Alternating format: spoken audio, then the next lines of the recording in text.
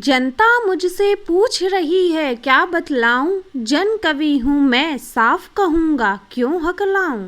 तो आज हम जानेंगे जनता की आवाज़ को मुखर और स्पष्ट स्वर देने वाले जन कवि नागार्जुन जी के बारे में। नागार्जुन जी का जन्म 23 जून 1911 हिंदी तिथि से ज्येष्ठ पूर्णिमा को उनके ननिहाल मधुबनी बिहार में हुआ था। उनका पैतृक गांव दरभंगा में था। वे अपने पिता गोकुल मिश्र और मां उमा देवी जी की 5वीं संतान थे। उनका मूल नाम वैद्यनाथ मिश्र था, लेकिन बचपन में उन्हें सब ठक्कर नाम से बुलाते थे, कारण वे अपने माता पिता की 5वीं संतान थे और उनसे पहले की 4 संतानों को असमय ही उनके माता पिता खो चुके थे और उन्हें ऐसी आशंका थी कि यह भी कुछ समय रहकर हमें ठक्कर चला जाएगा। इसी कारण उनका नाम ठक्कर रख दिया गया। 6 वर्ष की अल्प आयु में ही उनकी माता का देहांत हो गया था और उनके घर की भी आर्थिक स्थिति भी ठीक नहीं थी। उनके पिता अपने मातृहीन बच्चे के साथ हमेशा इधर उधर घूमते रहते थे। यहीं से उनके अंदर घुमक्कड़ी का अणु विकसित हुआ, जो आजीवन उनमें पल्लवित और पुष्पित होता रहा।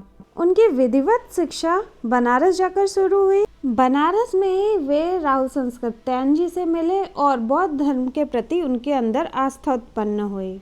राहुल और नागार्जुन जी गुरु भाई हैं और बौद्ध के रूप में वे राहुल जी को अपना अग्रज मानते थे। साहित्यिक क्षेत्र की बात करें तो वैद्यनाथ मिश्र जी ने मैथिली में यात्री उपनाम से रचनाएं की और बाकी भाषाओं में नागार्जुन नाम से। इसके अलावा काशी में रहते हुए उन्होंने विदेह उपनाम से भी कविताएं लिखी थी। सन 1936 में सिंघल में विद्यालंकार परिवेण में नागार्जुन नाम ग्रहण किया। 1941 ईस्वी के बाद उन्होंने हिंदी में नागार्जुन के अलावा किसी और नाम से न लिखने का निर्णय किया। नागार्जुन जी की पहली प्रकाशित रचना एक मैथिली कविता थी, जो 1929 में लहरिया सराय दरभंगा से प्रकाशित मिथिला नामक पत्रिका में छपी थी। उनकी पहली हिंदी की रचना राम के प्रति नामक कविता थी, जो 1934 ईस्वी में लाहौर से निकलने वाली साप्ताहिक विश्व बंधु में छपी थी। नागार्जुन जी ने लगभग 68 वर्ष सन 1929 से 1997 तक रचना कर्म किया, जिसमें उन्होंने कविता, उपन्यास, कहानी, संस्मरण, यात्रा वृत्तांत, निबंध, बाल साहित्य जैसी विधाओं पर अपनी कलम चलाई। हिंदी के अलावा उन्होंने मैथिली, संस्कृत और बंगला में भी रचना की है।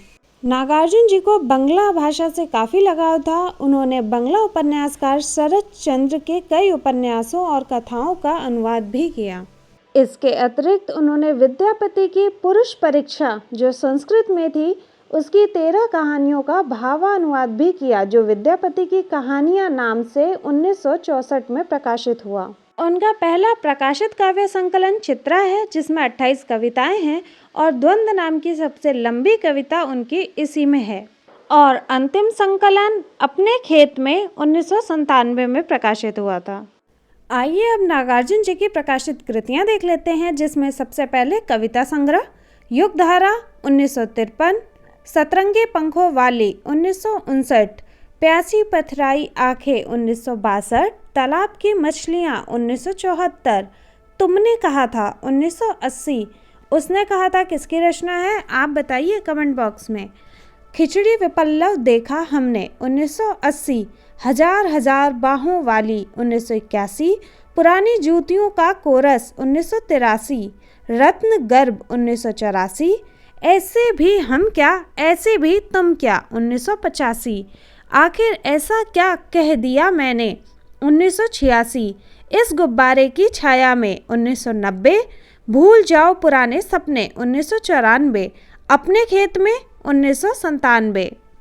उपन्यास रतिनाथ की चाची 1948, बलचनमा 1952, नई पौध 1953, बाबा बटेश्वर नाथ 1954, वरुण के बेटे 1956-57, दुख मोचन 1956-57, कुंभी पाक 1960। 1972 में ये चंपा नाम से भी प्रकाशित हुई थी। हरित जयंती 1962, ये 1979 में अभिनंदन नाम से भी प्रकाशित हुई थी। उग्रतारा 1963, जमनिया का बाबा 1968। 1968 में ही यह इमरतिया नाम से भी प्रकाशित हुई थी। गरीबदास 1990 में प्रकाशित और 1979 में लिखित है।